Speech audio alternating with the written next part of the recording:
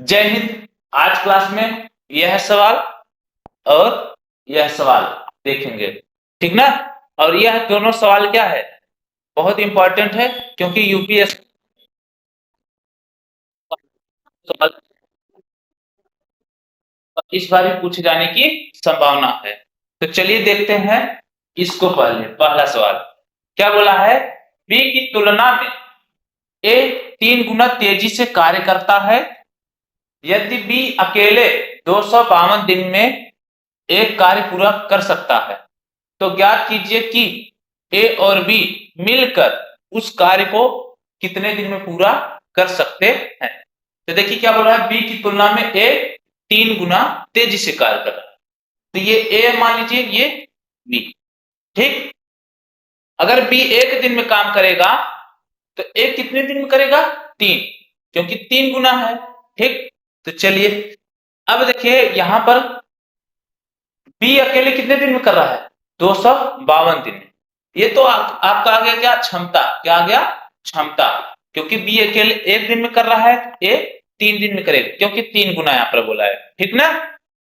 B अकेले 252 दिन में, यानी बी बी का कार्य आप जब देखेंगे तो बी का कार्य क्या हो जाएगा, 252/ए, ठीक। तो 252, ठीक। अब ए का कार्य देखिए, तो ए का कार्य देखेंगे जब, ए का कार्य तो कुल यानी 252, और इनकी क्षमता कितनी है, 3।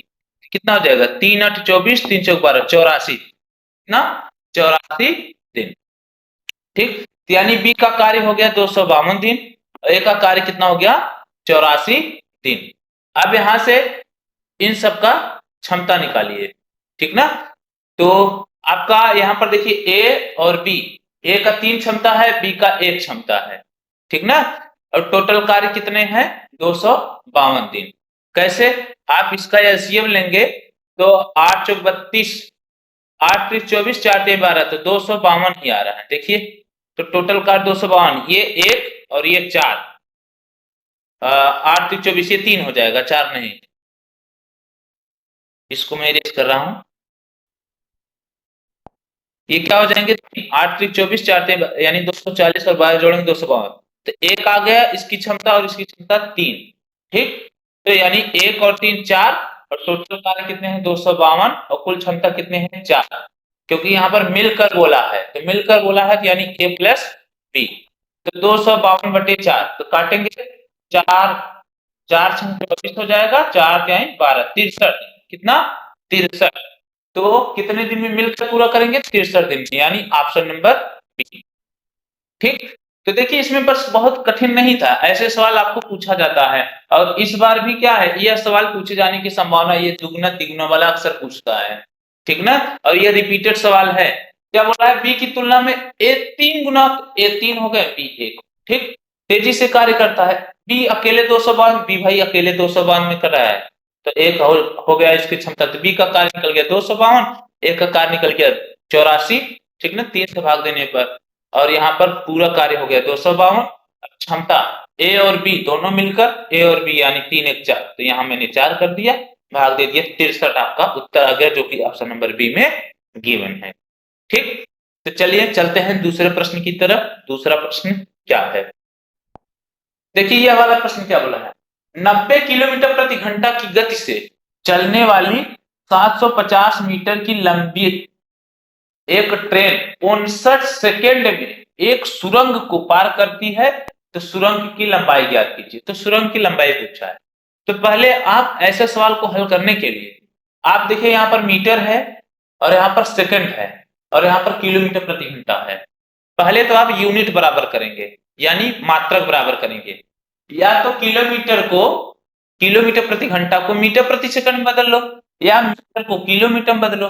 अगर मीटर को किलोमीटर, इस सेकंड को घंटा में बदलना होगा, तो इससे अच्छा है सेकंड और मीटर को ऐसे ही रहने देते हैं, किलोमीटर प्रति घंटा को मीटर पर सेकंड बदल देते हैं। ये गति है यानी चाल। तो चाल कितना दिया है, अब ट्रेन की चाल दिया है ना, हाँ ट्रेन की, तो चाल कितना दिया है, 90 किलोमीटर प्रति घंटा। इसको बदलना है मीटर पर सेकंड में, और जब भी किलोमीटर प्रति घंटा से मीटर प्रति सेकंड बदलेंगे तो 18/5 का गुणा हो जाएगा, 5/18 का 5/18 का गुणा हो जाएगा। ठीक, ये मीटर पर सेकंड आ जाएंगे। ठीक, तो चाल बराबर कितना हो जाएगा आपका 90 गुणे 5/18 मीटर पर सेकंड, 18×5 = 90, 5×5 = 25, तो चाल कितना आ गया 25। तो सुरंग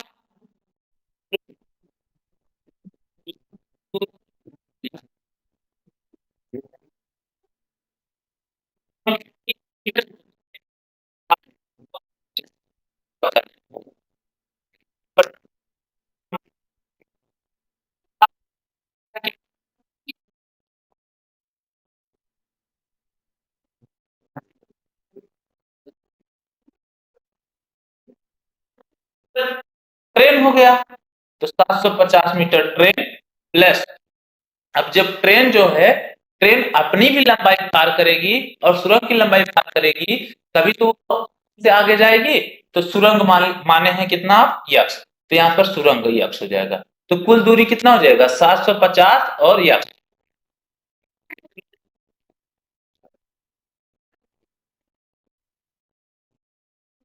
ठीक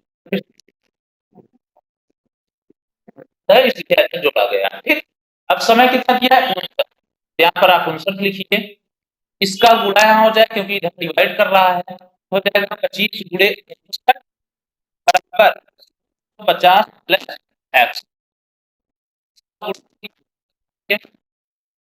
तो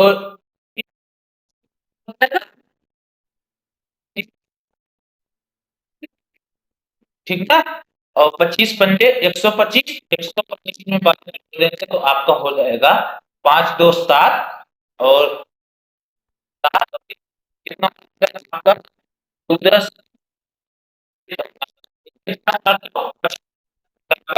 750 प्लस यस। अब ये इधर प्लस है, जाएगा 1475 माइनस 750 बराबर। ठीक, अब घटाएंगे 5 में से 0 गया 5, ठीक, 7 में से 5 गया 2 और ये 14 हो जाएगा, 14 में 7 गया 7, तो 725 बराबर यक्स। तो 725 मीटर आपका उत्तर आ रहा है, कितना 725, जो कि ऑप्शन नंबर सी में गिवन है। ठीक, और यह भी लेटेस्ट पैटर्न है, ध्यान दीजिएगा, ऐसा नहीं है कि ये पुराने पैटर्न का सवाल है, ये रिपीटेड प्रश्न है। ठीक ना, तो ध्यान दीजिएगा, इस बार भी ऐसे प्रश्न किसी न किसी क्षेत्र में जरूर देखने को मिलेगा। आप ऐसे टाइप के सवाल को तैयार करके जाइए, वो जमाना गया कि वो जो सरल था, ऐसे चाल बराबर दूरी बटे समय रख के निकाल लेते थे, नहीं, थोड़ा से कंफ्यूज करेगा। सुरंग की लंबाई कभी, अगर यहाँ पर खंभा होता, ठीक ना, तो खंभा होता, तो खंभा खंभा की कुछ लंबाई नहीं होता, उसको नगण्य मानते हैं, ये भी जानते रहिएगा। प्लेटफॉर्म भी पूछ सकता है, सुरंग जैसे यहाँ पर सुरंग है तो प्लेटफॉर्म भी पूछ सकता है। बस आप कॉन्सेप्ट जानते रहिए कि यदि ऐसा हुआ तो आप वह ट्रेन की लंबाई और प्लस प्लेटफॉर्म पूछा है तो प्लेटफॉर्म की लंबाई दोनों पार करेगी तभी तो वो डाकेगी। तो इसी तरीके से यहाँ पर सुरंग है, तो सुरंग के साथ साथ अपनी लंबाई भी पार करेगी तभी वह सुरंग को पार कर पाएगी। ठीक ना, सुरंग के साथ साथ अपने लंबाई को भी तय करेगा तभी वह क्या करेगा, उसको पार करेगा। यहाँ पार वाला शब्द लिखा था इसलिए यहाँ पर जोड़ा गया। ठीक, और आपका उत्तर आ गया 725 मीटर। और यह भी जानते रहिएगा, ये जो मैंने किया है किलोमीटर प्रति घंटा से मीटर प्रति सेकंड में बदलने के लिए, ठीक ना, 5/18 का गुणा। ठीक, ये जानते रहिए। ठीक, एक पॉइंट और जान जाइए, अब मैं यहां पर लिख दे रहा हूं, अगर मीटर प्रति सेकंड से किलोमीटर प्रति घंटा में जाना है, ठीक ना, तब आप 18/5 का गुणा करेंगे। ठीक, यानी छोटे से बड़े में जाएंगे तो बड़ी वाली संख्या यानी 18/5, और बड़े से छोटे में आएंगे तो 5/18, तो 5/18 छोटा है 18/5 से। इसको आप दिमाग में सेट करिएगा और यूनिट बराबर करके ऐसे सवाल को दहाड़ दीजिएगा। तो चलिए मिलते हैं अगले क्लास में ऐसे ही नए सवाल के साथ, तब तक के लिए जय हिंद।